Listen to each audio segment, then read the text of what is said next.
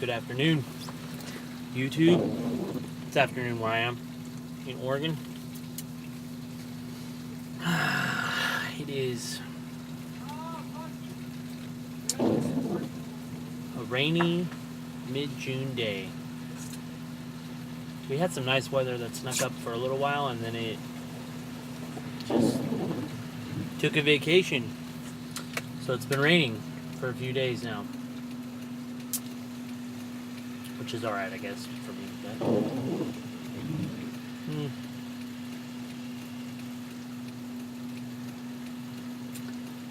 just dropping off my 4-year-old's eyeglass frames at the Vision Shop after he, a few weeks ago, on the bus ride home, got bored and snapped the arms off of the frames and broke them. So I just dropped them off there. Thankfully, they just made a phone call and found out my insurance authorized coverage for replacement frames for the ones he broke, which is fantastic news because the repair prices I got quoted at repair shops were really expensive. I was going to try and do it myself if I couldn't find someone.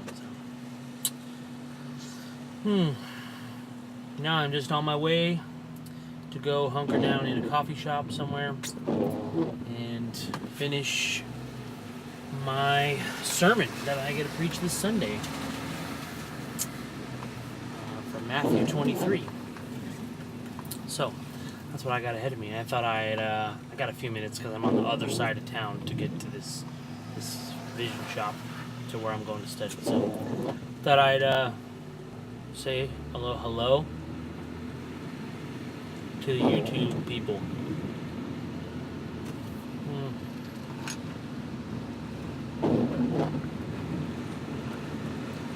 Smoking.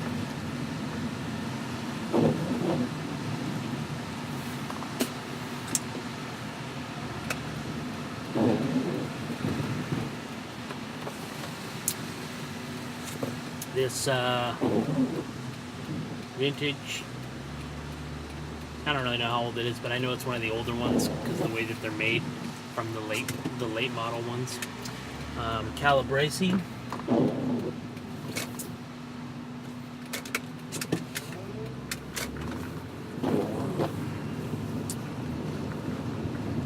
Got a replaced stem somebody did on it. They did an okay job, but the tenon was cut with that little Pimo Pipecraft tenon tool, and people don't do a very good job with those, so it leaves that like sort of spiral sawtooth marks on your tenon. It doesn't make it real solid. It kind of wobbles a little bit, but it's good, and I liked it, and I like the shape, and I like the little accent. And I've got a couple Calabrese pipes, and the older ones I can find, the better. I find them to be very underrated pipes, in my opinion. The two that I own now, I own 3, but I only smoke 2. One of them I'm waiting to figure out what I want to do with it, because I'm probably not going to keep it. They're really well constructed.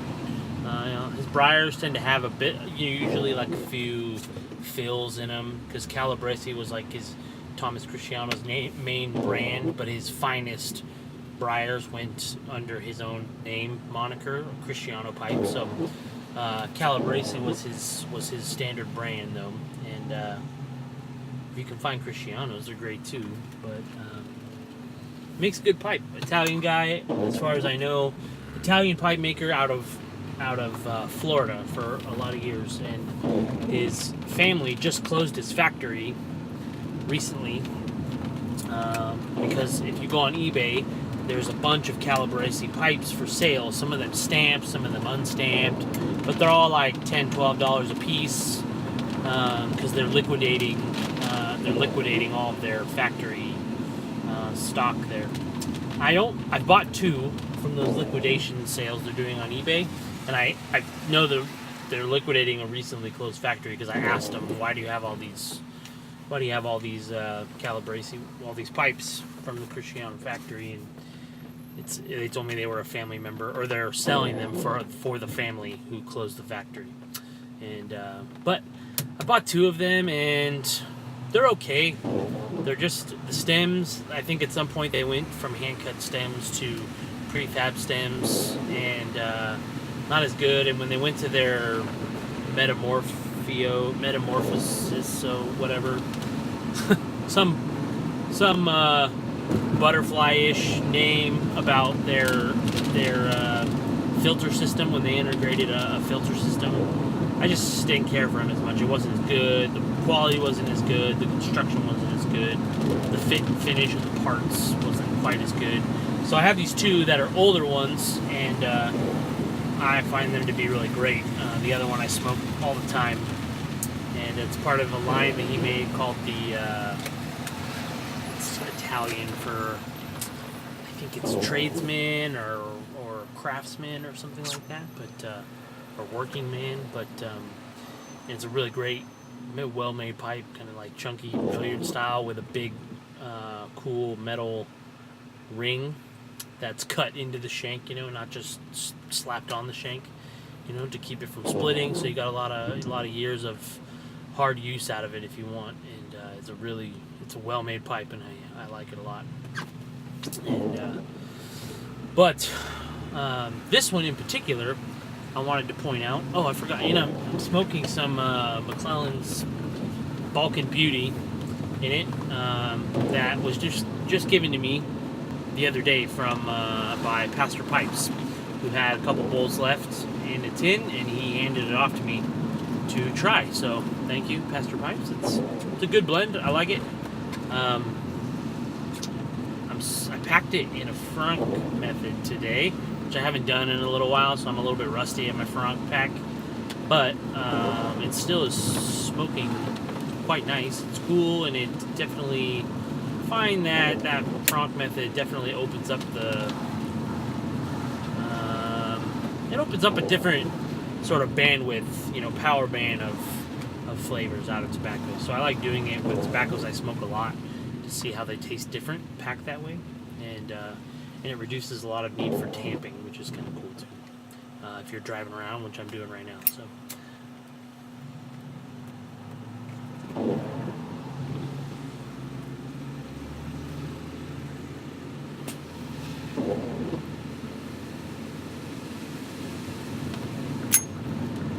One thing I wanted to talk about while I had this pipe out is I didn't smoke this one for a while after I bought it and tried it, and I realized the stem had been replaced by someone, and it just smoked really hot all the time. And so I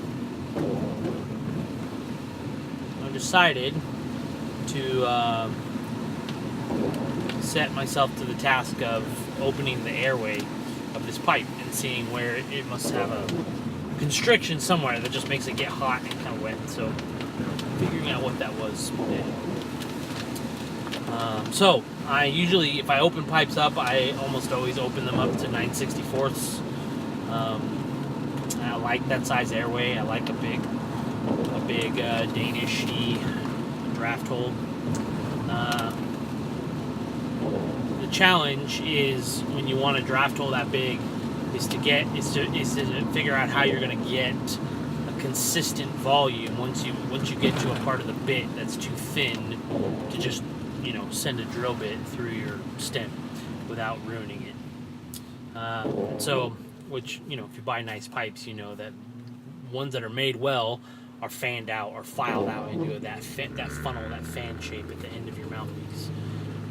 And that's just so, when you don't have the diameter to send a drill bit through, you can widen it to make sure you're getting the same volume of vapor movement, of smoke movement, so you don't have condensation. And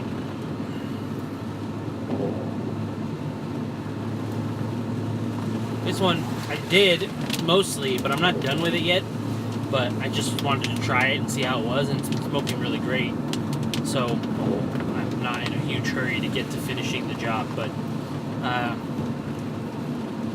it just has this clear acrylic stem, and I thought it was a cool one to show you. What I found is that the stummel was drilled out about 9/64, so it was a good size. So I didn't really, I sent my drill bit through it. It didn't really do anything. Kind of just dropped right through. And so when I went to the stem, it was significantly undersized compared to the stummel. And then that solved my problem, about why it smokes so hot. It's got this big draft hole through the stummel, and then it's just all the smoke is having to just shrink down to this little airway drilled in the replacement stem. And that's going to make things get hotter and wetter. You're going to condense all that vapor. Those particles are going to mush back together into liquid, which is not great. So, I thought I'd talk about opening up pipes. I'm not at home. I'd show you the tools I use, but I'm going to make another video where I do it on a pipe. If anybody cares to see that, maybe comment if you're interested in seeing that. I know there's other YouTube videos you could watch of people that open up pipes, and some of them are probably better than me, so I don't know. I wouldn't do it because there's a need. I would just do it because it's interesting to do and to make a record of it. So, and if anybody would find that fascinating or interesting or helpful, maybe I might consider making one in the future that shows the whole process of how I open up an airway.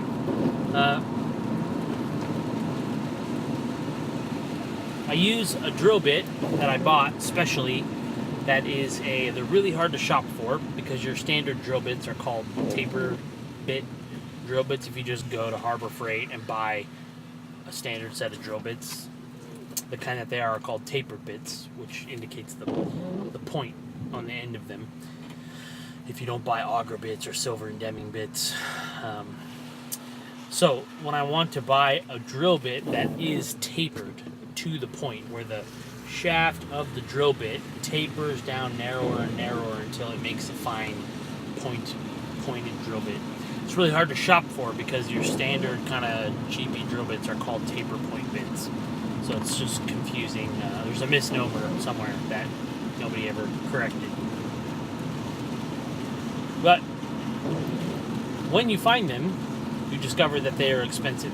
So the one I have is I think it's 8 inches long.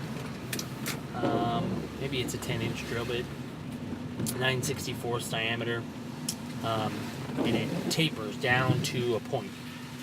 And the reason that that's important is because it lets you get a lot further into your stem before you have to stop drilling and before you risk ruining things, having it just like rupture the surface of your stem through the airway.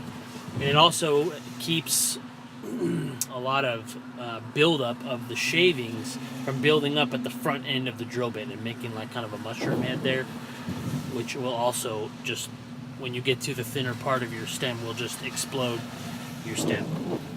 It's a bummer. I did it once. One of the first times I tried was on just a little pipe that I had that I was testing on, and I immediately destroyed this. I ruined the stem completely. It was bad. So I learned from that mistake and found these drill bits. They're like $16 each just for one drill bit. I bought one drill bit for I think $16 and some change. But my opinion is worth it. So I've done some by hand. It depends on the material. And I put them in a little T-handle, and I actually turn the whole length of the drill. I do all the drilling by hand turn. I have found on small stems, on stems that don't have a very thick tenon wall, that you run some risk of cracking things when you don't have the constant movement. And so this one, I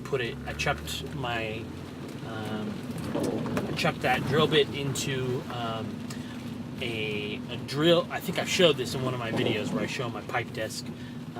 The drill press, this little tabletop drill press that I have modified, where I've taken the press off and put it like and mounted it like so that it's kind of sideways, so the chuck sticks out at a 90 instead of straight down. And I use it to put a polish of my flannel buffing wheel on, because it spins. I can adjust the speed and have it buff my pipes out at like 550 RPM instead of 3,400 RPM. So I put it into there, and it turns real slow, and then you can kind of just hold the bit and run it through there. And so that takes some practice and some doing to do it without ruining stuff or without hurting your hand. But you can get there. And so I did it with this one, and I thought this stem was cool to show it to you. And so you can see the airway in this one right about there. You can see, and you can see when I said it wasn't done, it's wide at the back, it's narrower by the bit, and that's because that's as far as I felt safe going.